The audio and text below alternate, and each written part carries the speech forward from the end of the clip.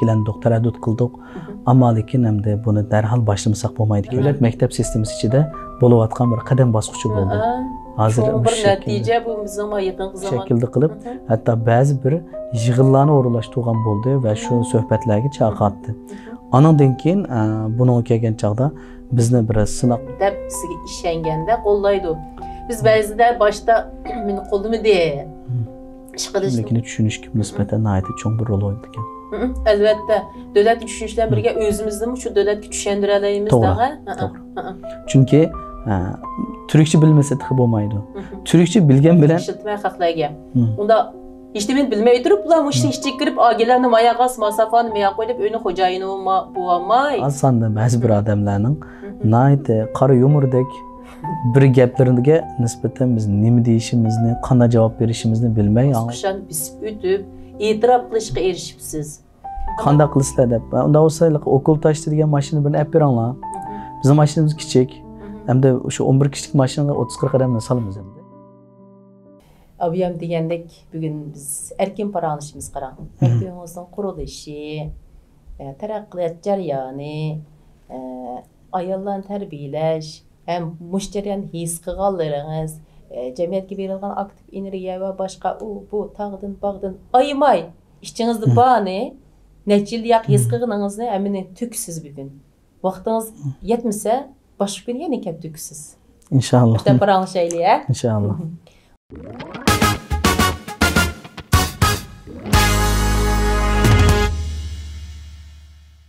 Pek yaxşı gap bo'ldi. Amma hali kelgan taklif fikrlarning mo'ylaq ijobiy foydalanishni bilish, ya'ni ish qilayotgan odamlarning iqtidoriga bog'liq danga. Shu bilan ruhini sundurmaslik.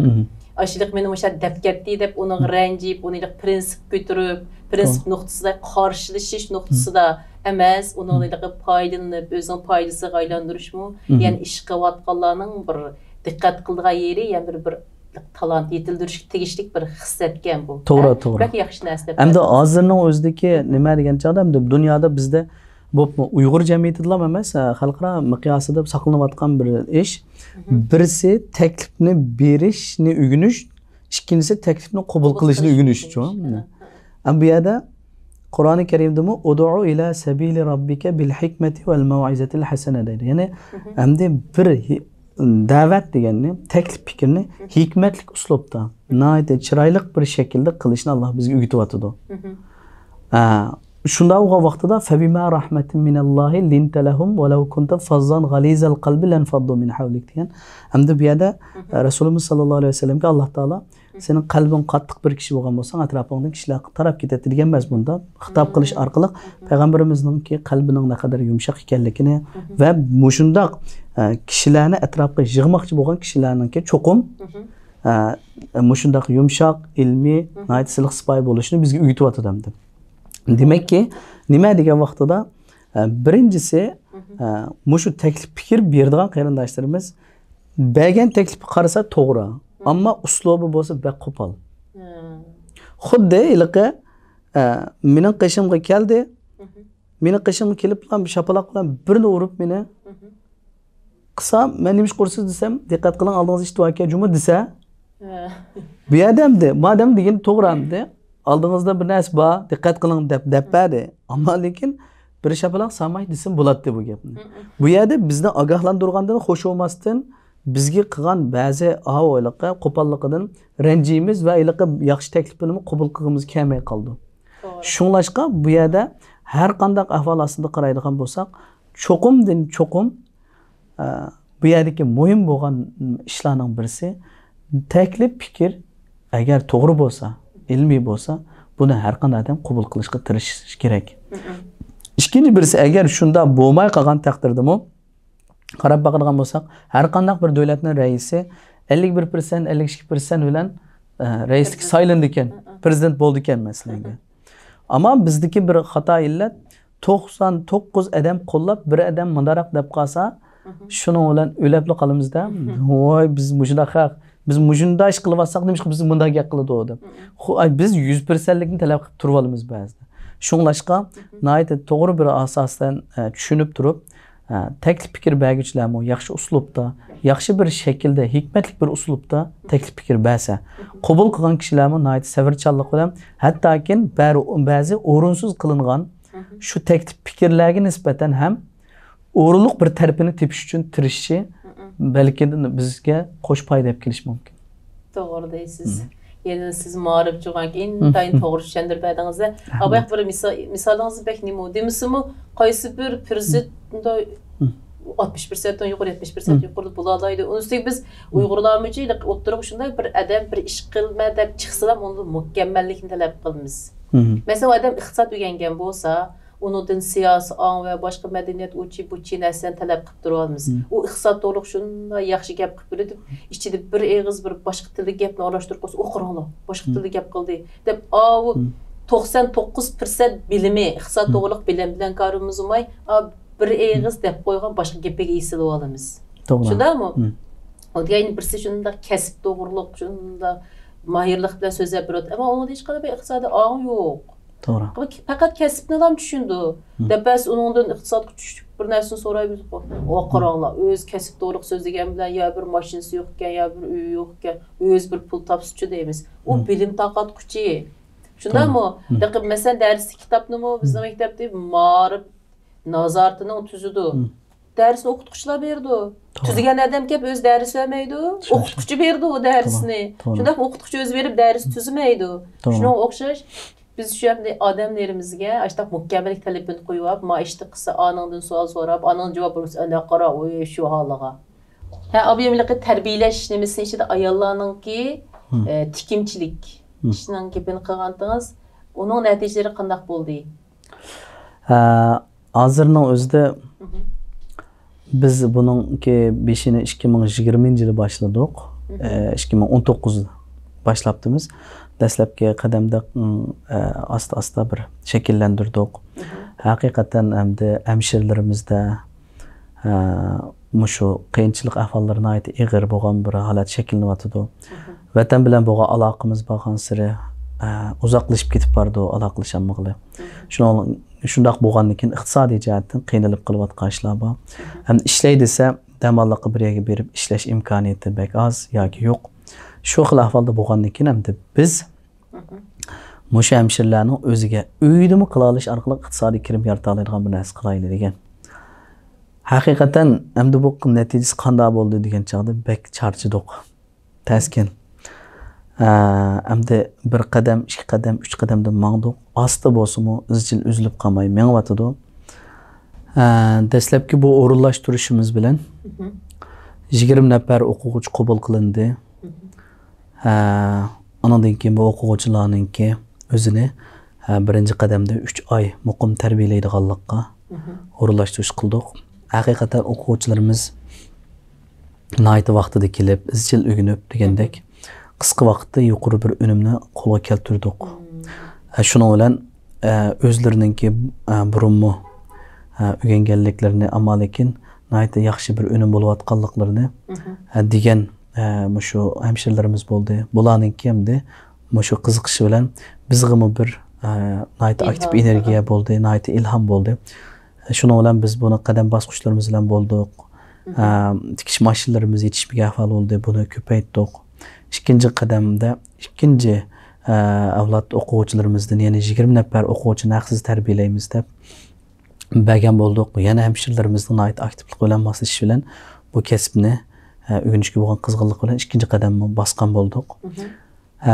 Uchinchi qadamni ilish oldi turayotgan vaqtida koronavirusninki bak ziyoda jiqib ketishi bilan taqashga majbur bo'ldik. Agar shu bo'lgan bo'lsa, bizning 3-avlod o'quvchilarimiz erlardan bo'ladi. 20 nafar erni maxsus tarbiyalaydiganga o'rinlashtirish qilgandik.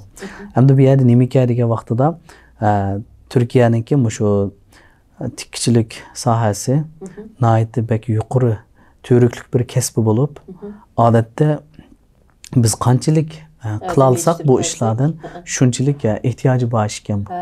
Shunda bo'lgandan keyin ba'zi bir nimasi tikkichilik o'rinlari berib ishlayoladi ekan. Ananiki oilada o'ltirib, o'zining oilasida farzandlarini tarbiyalagach, turmushning ustidan chiqqach, yana o'zining bir kishilik qimmat yarata oladi ekan hemşirelerimiz.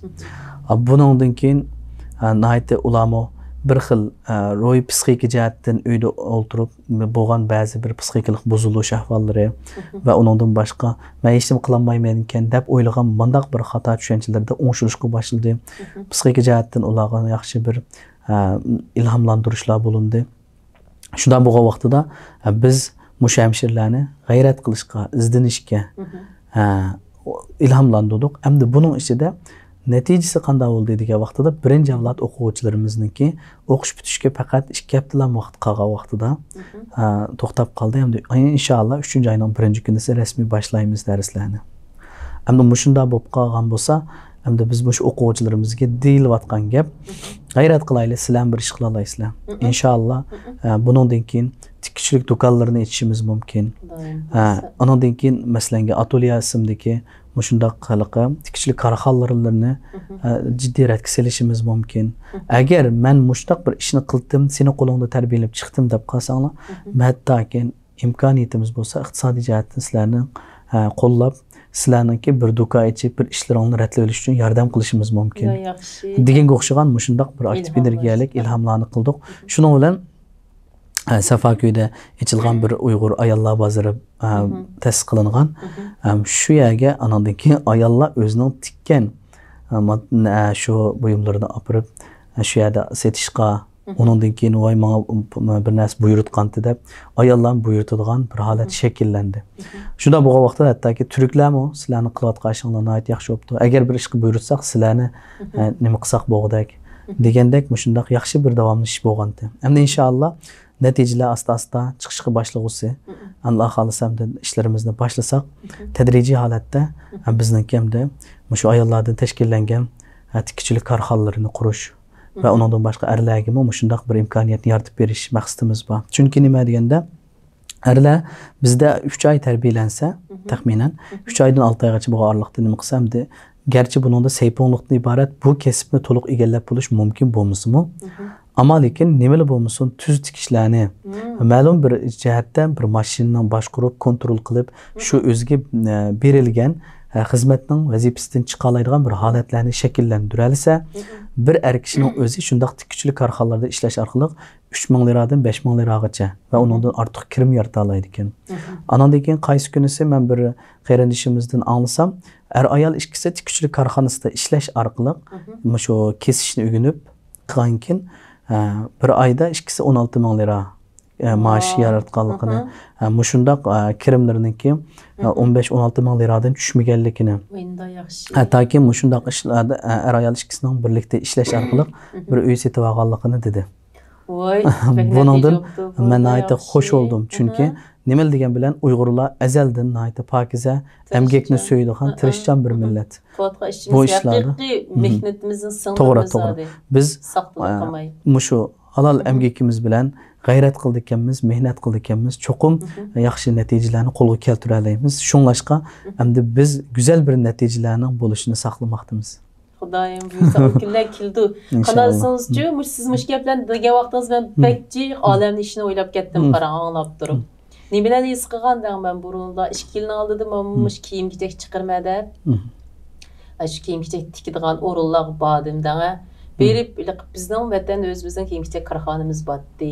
Biliqlarning tikilish usullariga, ish bejirish nimalarga qarsam, bir xil alayda bir sifatni yoki bir narsani his qilamadim. Bu bir ikkinchisi, ma Türk milletidan ma seponchiq kasbini qilmaydigan yoshlar ko'payib qolibdi-ku. Shuning bilan bularmi hozir Turkiya butun dunyoga nisbatan kiyim ishlab chiqarishdagi asosiy bir davlat hamdi.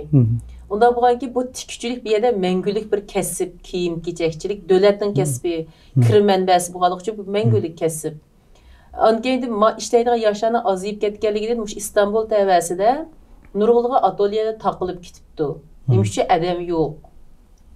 Endi ko'pincha atoliyalar Gaziantep, Şanlıurfa taraflarga yo'tkilib ketibdi. Nimcha yerda Suriyaliklar jiq. Unda bo'lganki shu cho'ng tipda qurilibdi, shu yerdan mega olib keldigan Bu andikendan yo'g'on billiqlar kichik billiqni yeyish kelib chiqibdi. Qanday desangiz, u cho'ng turda qurilganki ular 1000, 10 ming, 20 ming ishni oldi ekan. Odatda 3-4 ming, yo'q 3-4 ming emas, unda 500 ning ostidagi ishni hargiz olmaydi ekan. Ammo bir qatim unda jiq ishlab chiqaradigan korxonalar yo'q. Az ishlab chiqib sotganlar bor.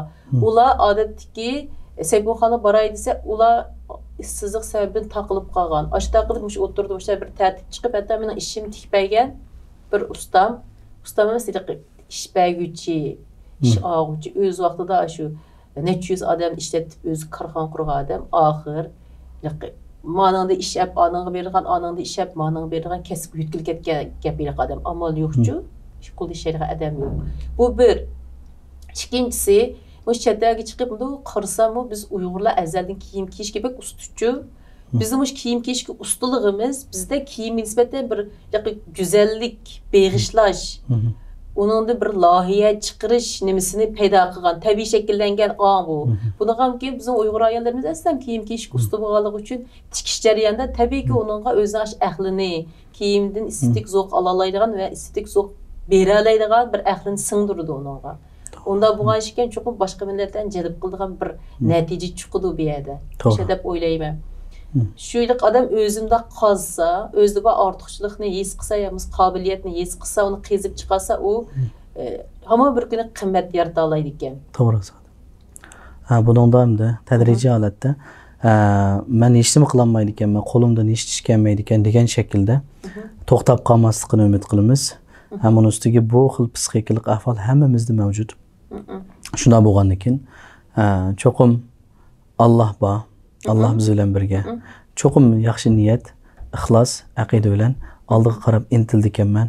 Cho'qim buningdan natija chiqadi deb turib, har qanday ishni boshlamay turib, uning foyda natijasi, sabab natijasini jiq surishni qilmay, oldiga qarab intilishninki o'zini aytib bir yaxshi ahvol. Harakati degan shu. To'g'ri. Shunglashqanda hozirning o'zida ayollarimizningki qacha ajizlar deb bizdan inkaslar kelyotidi, telefonlar qilinyotidi, o'qiyli degan to'q degan gaplar bo'linyotidi. Demak, ayollarimizningki aktivlik hamda erlarimizningkidan ko'p bo'lib ketib bordi ba'zida. Men bundaq bir ayollarimiz har doim har vaqt bu ayollarimizdan faxrlanaman, tirishyotidi, g'ayrat qilyotidi. Tabiiyki, erlarimizdan munoyat yaxshi bu shundaq ilhomlanib turadigan, davomli olg'a intilib turadigan kishilarimiz bor. Lekin nima bo'lmasin, bu aktiv energiyaningki kuchlilik darajasi ayollarning haqiqatan yuqori.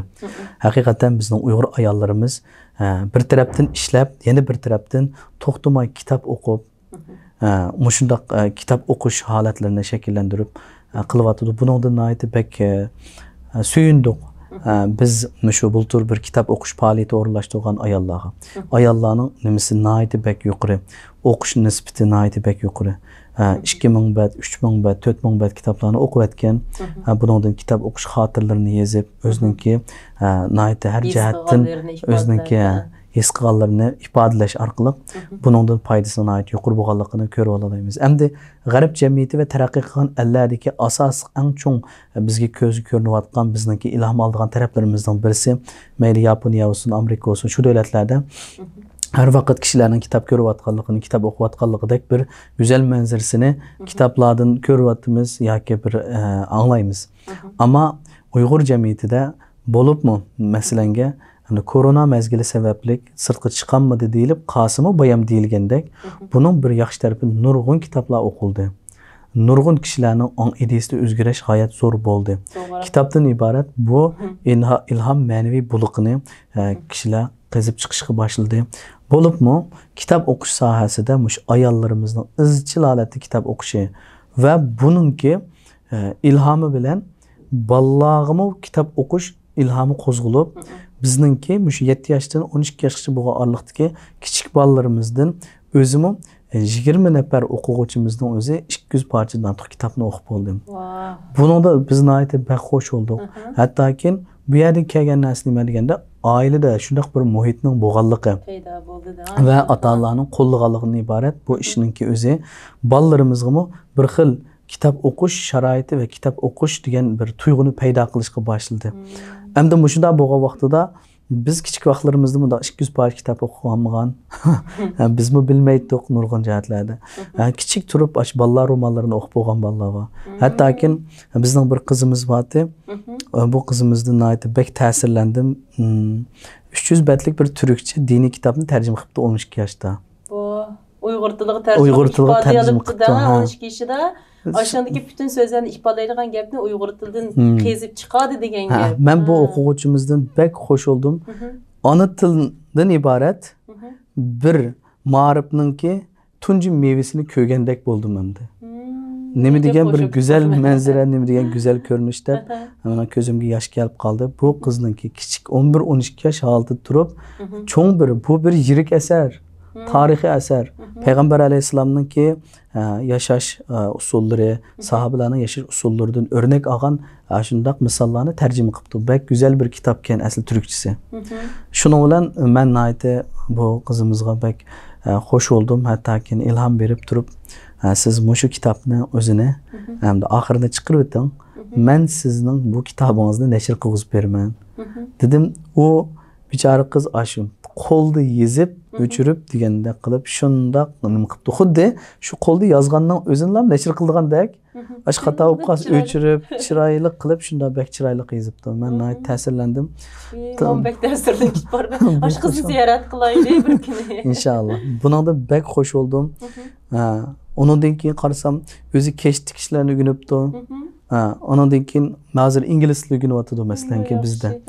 Shuning bilan men buningdan bek xush oldum, ta'sirlandim. Bundaq bolalarimiz oz emas. Bundaq kishilarimiz oz emas. Bularni ilhom berish orqali qildikanmiz. Inshaalloh natija qisqa bir vaqt ichida Alloh xolasa chiqadi. Inshaalloh.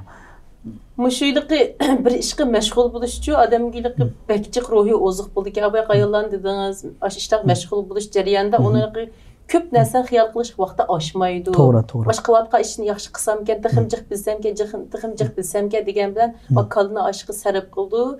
Davamlıq kalı işləş aldı durdu. Təbəkkür aldı turğan kala yeni nəsən icad qıla alaydı. Toğra.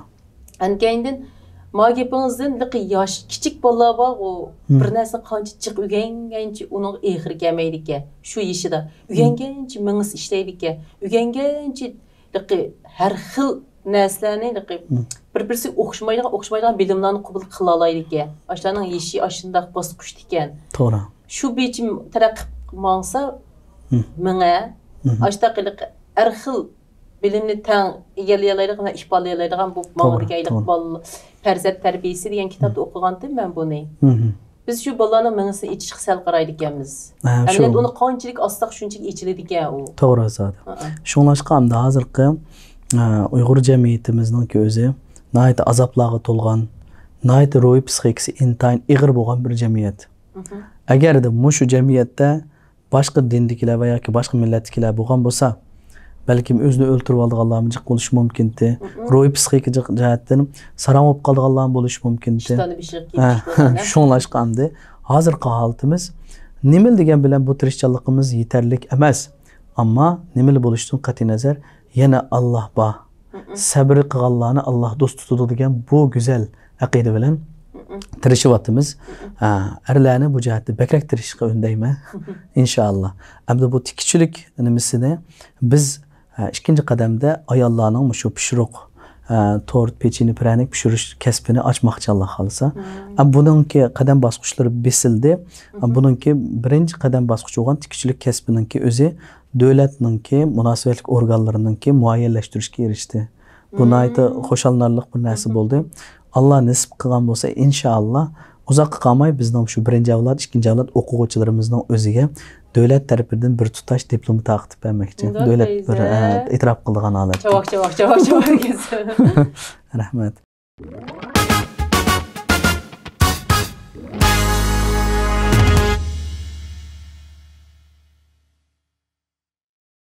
Siz yomon narsani xiyol qilmadingiz, o'ylaganlaringiz hammasi bir-birisidan go'zaldi.